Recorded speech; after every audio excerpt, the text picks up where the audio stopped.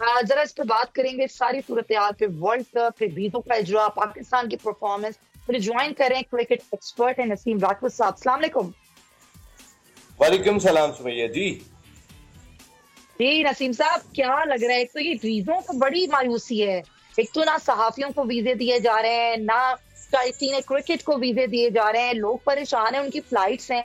एक तो ये बस चाहूंगी सर, इस पर अपना टेक दें। इतना दोगला, इतना जो है वो सो भरा रवैया भारतीय हुकूमत का, इस पे क्या कहेंगे? बहुत ही मायूस कुन सूरत हाल है। आप देखें ना कि जब इंडिया के अभी रिसेंटली आपने देखा होगा एशिया कप के दौरान में इंडिया के दो टॉप ऑफिशियल्स आए थे पाकिस्तान के टूर पे। रॉजर बिनी आए थे, उनके साथ राजीव शुक्ला आए थे। हमारे चेयरमैन उनके हाथ पकड़ के खड़े हुए थे, जीत गए जी जीत गए, बहुत बड़ा काम हो गया। अब सूरत हाल ये कि अब हमारे चेयरमैन स्टेटमेंट दे रहे होते हैं जी बहुत ही जबरदस्त इस्तकबाल हुआ है पाकिस्तान क्रिकेट टीम का। भाई करना है उन्होंने इस्तकबाल।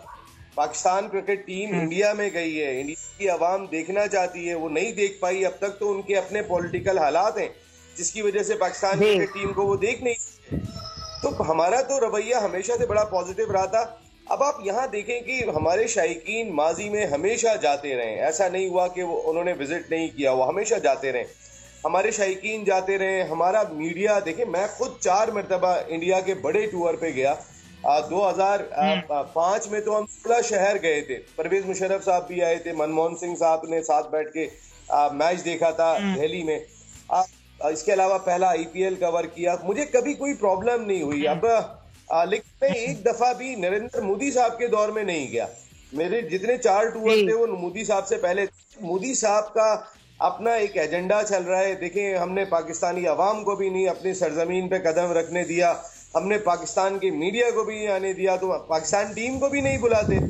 उसके बघेर खेल लेते आप वर्ल्ड कप, पता चल जाता आपको। आज अगर पाकिस्तान क्रिकेट टीम की वैसे वो वजह से चाह जो यही सूरत रहते हैं कि हाल। पाकिस्तान ना ही हो। वो जिस तरह आखिरी घंटों में उन्होंने वीजे जारी किए नसीम साहब, प्लान ही था उनका।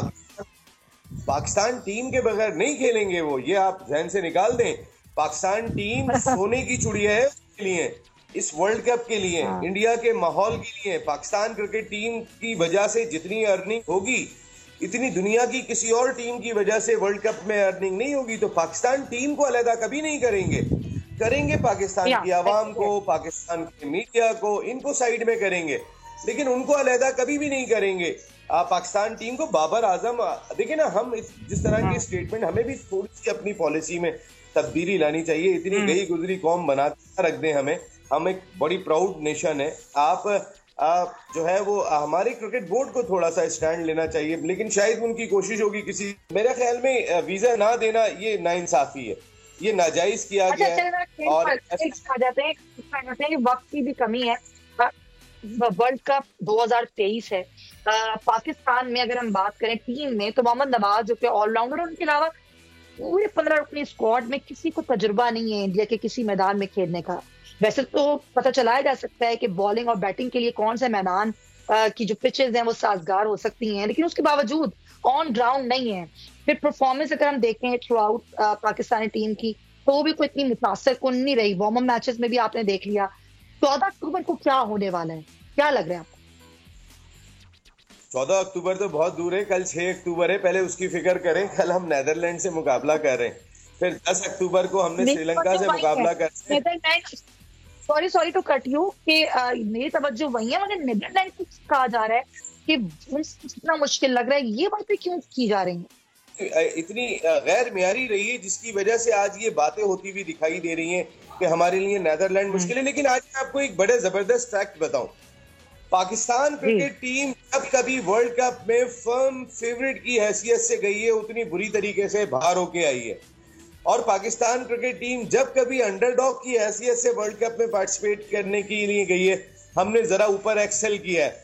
तो जो हिस्ट्री है वो कहीं ना कहीं तो हमारे हक में ही जा रही है कि इस दफा हम बिल्कुल सेटल्ड नहीं है, स्कैटर्ड हुए हुए दिखाई दे रहे हैं। लेकिन जब ये जो हिस्ट्री बताती है, उस हिस्ट्री के तहत तो आमतौर पे यही हुआ है।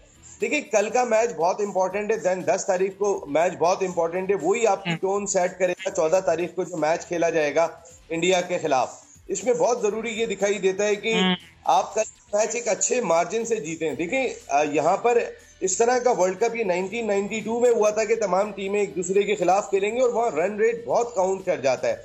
92 में भी ऐसा हुआ था कि पाकिस्तान न्यूजीलैंड को हरा दे और वेस्ट इंडीज हार जाए ऑस्ट्रेलिया से, तो पाकिस्तान सेमीफाइनल में जाएगा। तो जो आप रन रेट बेहतर कर सकते हैं वहां रन रेट बेहतर करें। एग्जाम्पल हमारे सामने एशिया कप की है कि जहां पर हम बांग्लादेश के खिलाफ जब हमने 190 रन पे आउट किया था तो वो मैच हम 30 ओवर में खत्म कर सकते थे, हमने 39 ओवर्स में खत्म किया। तो जो मॉडर्न डे क्रिकेट के तकाज़े उनको मद्देनजर रखते हुए पाकिस्तान की तो इसका फायदा जरूर पहुंचेगा। तो ये बहुत ही इंपॉर्टेंट दिखाई देता है।